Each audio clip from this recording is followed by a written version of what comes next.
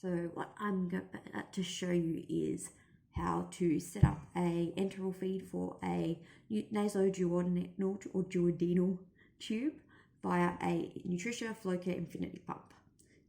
The just process to set up the feeds and have them going for whatever time frame. Now, what is used to start this process is you need the feed set, the appropriate feed set, which looks like this. Whatever feed that you're using. I'm using Novasource GI Fort by Nestle. In this is the entire feed that has to go through the tube for me. You need the pump, obviously. FlowCare Infinity pumps are very small. The battery is great and very easy to set up. That's that one there. You also need a enteral feeding syringe that looks like that for doing a flush. And you also need your water at your preferred temperature to do a flush. I also use a carabiner to hook my feed onto whatever I'm near, whether it be the bed, a backpack, a stand.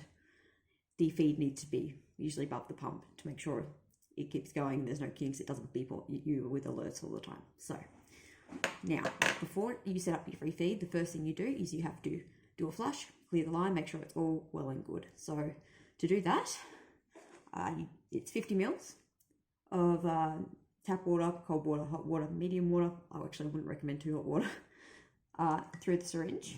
Now, enteral syringes are screw in. So what you do is you undo the port like that, fill up the syringe like I've done here with water, and you screw that in like so. Don't have to do it too tight, just tight enough that it's not going to spray everywhere. And it's a push, a slight push and pull motion, but just a stop and start, just to make sure there's nothing blocking the line. Any sort of slight little build-ups in there usually just get flushed through. So it's stop and start. Now with our duodenal tubes, you try not to do too much pullback because it's not in your stomach, it's in your duodenum, and there's not really anything in there, and you can pull up some bacteria you don't want. So that one is nice and easy. It goes through, no problem pushing and pulling there, and so the tube is ready to go. Just back up while I'm doing the rest. Now we have to prepare the feed set and prepare it and hook it up to the pump. So what we're going to do, I'm going to move this down here so you can see. All right, so opening up a nice fresh feed set, fresh one at a time. There we go. So some feed sets have a second port that is usually used for medication a bit further down. So it's not just this port here. There's one on the feed set itself. This one doesn't come like that, which is sad because I like that one. It means it's less pulling on further up on the tube for me. So, all right, untangle that. Now, on the feed set there'll be little stoppers at each end. So this bit here, pull that up. See this big spiky end? That's the bit that goes into the feeds itself. And down the other end is a little stopper, so you remove that one as well. My hand's not working very well. There we go. It just pulls off, and that's just the little screw end that attaches to the port here.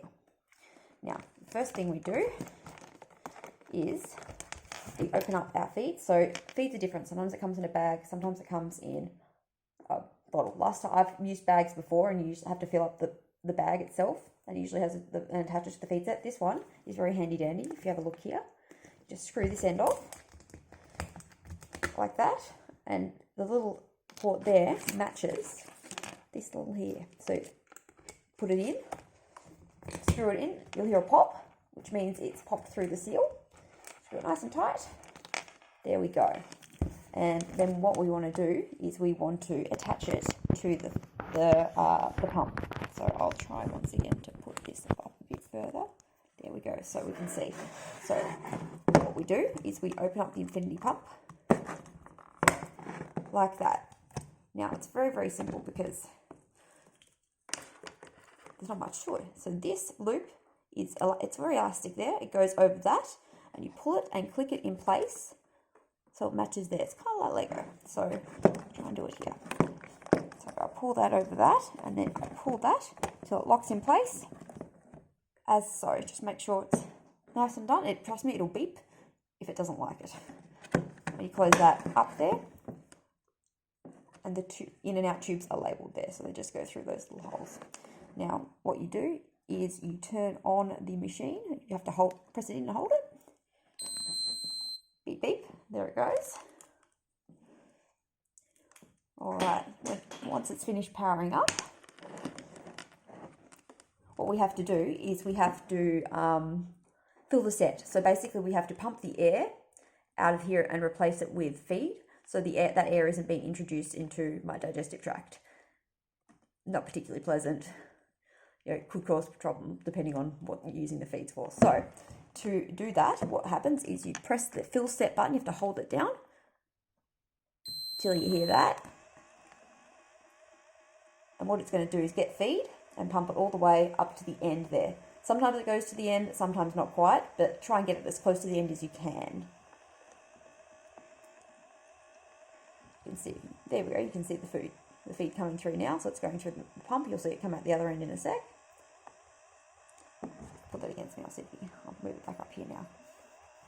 Whoop, sorry. It's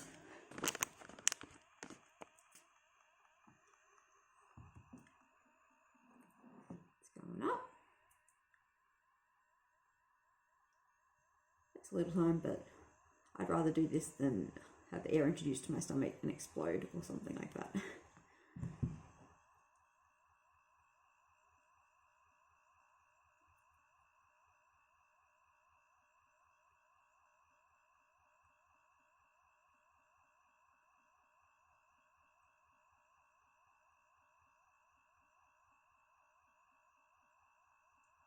See it coming up now.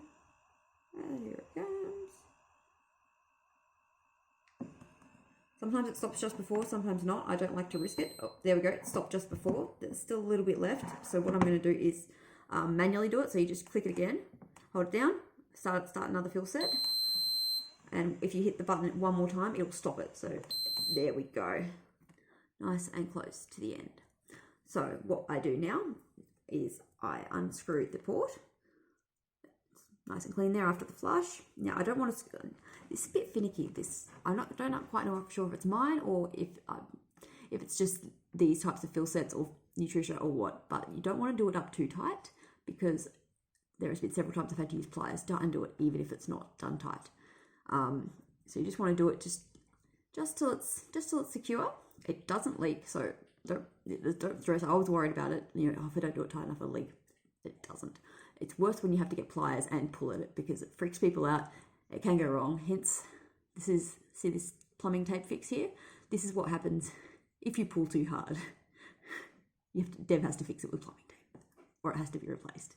I chose plumbing tape. All right, so that's in now.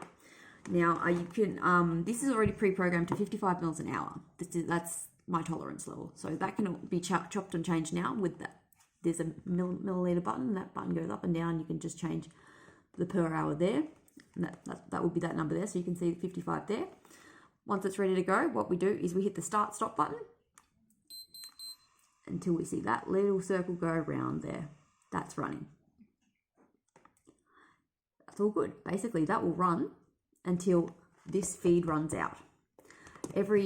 Now, it depends. You're meant to do a flush every 3-4 hours. So stop the machine, do a flush with the water, put the machine back on because it does get stuck in there. You don't want to make sure, especially this is an 8 French tube, so it's very thin.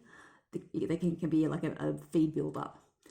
When it's cold, I find you have to do a flush more often because it's thicker, the feed's thicker. So, and I get very paranoid about blocked tubes. So when it's colder, I'll do more flushes. If it's warmer, I'll just do the every 3 hours. There we go. And this will run for 16 or so hours.